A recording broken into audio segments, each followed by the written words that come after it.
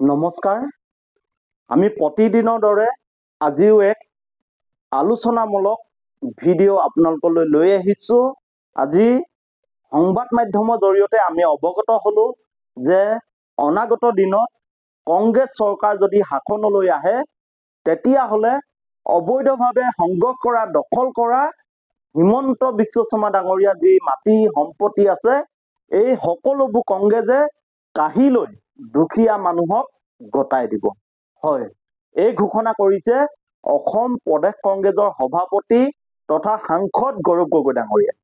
আমি গৌৰৱ গগৈ ডাঙৰীয়াই অসমৰ মুখ্যমন্ত্ৰী ডক্টৰ হিমন্ত বিশ্ব শৰ্মাৰ বিৰুদ্ধে তেখেতৰ সম্পত্তিৰ সম্পৰ্কত কি বক্তব্য দিলে আমি শুনাই ল'ব খুজিছোঁ।